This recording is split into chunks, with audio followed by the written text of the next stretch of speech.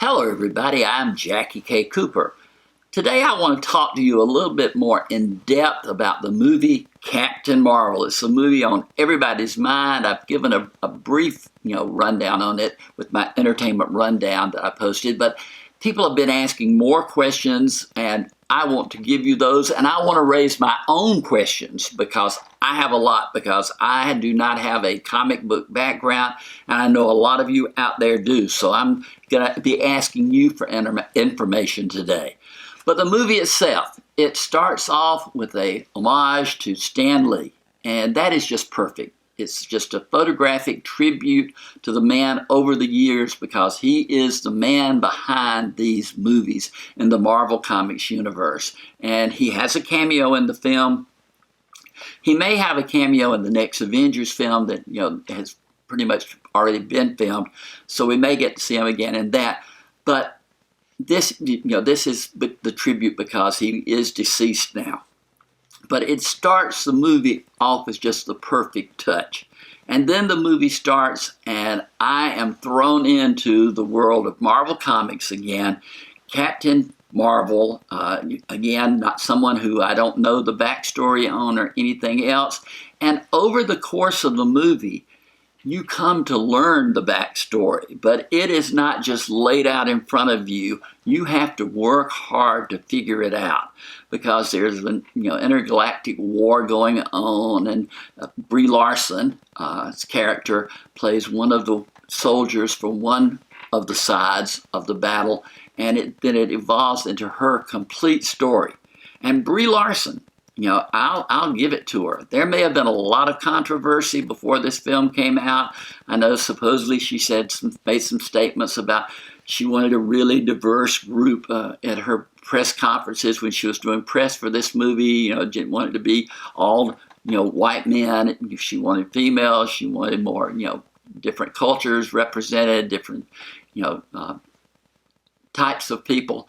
And somehow that got a backlash. And then we got the whole Rotten Tomatoes controversy where people were going on and making comments, negative comments about the movie before it had ever been released. And, they hadn't seen it. So that kind of raged a while. And then it was like, well, are people really going to go see this movie? Yes, they did. They turned out in droves. It had a huge, first weekend box office and will certainly make millions and trillions more. But that was anticipation. But I went in just as a viewer. I went in because I like, action hero movies. They're not my favorite genre, but I like them. And so I went into this one thinking, hey, if it's as good as the others that I've seen, I'll be happy with it. I really like when they all get together in the Avengers movie. But this was, a single character introduction.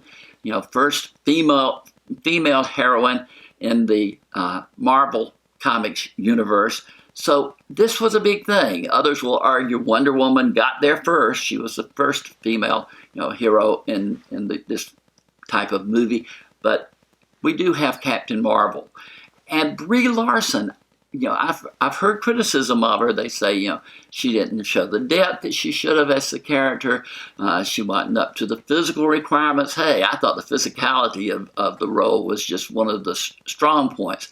I thought she handled the humor, kind of a smirky, kind of, fast with the quip part of her character. I thought she handled that well. Others thought she came across too glib, didn't do a good job on that. The character that I really loved was Nick Fury. Of course, we've seen him in movie after movie played by Samuel L. Jackson. But this film takes place in the 1990s when S.H.I.E.L.D. is just getting started. I don't know what they did to make Samuel L. Jackson look so young, but he looks young, much younger than he does in the other movies. And he carries it off. He is the supporting character.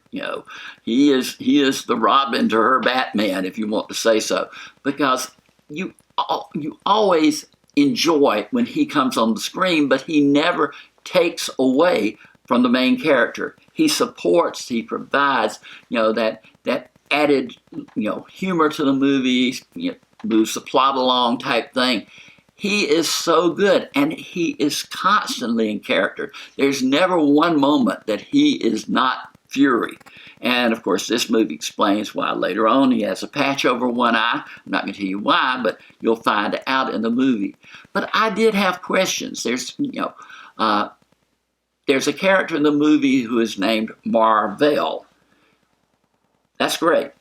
But Brie Larson's character is never called Marvel or Marvel. It shows that she, at points, was possibly an Air Force pilot, but it doesn't say what her rank was, or I didn't hear them say what her rank was. So how did they come up with calling her Captain Marvel? I'm counting on y'all to give me a response, because I know y'all know the answer to this.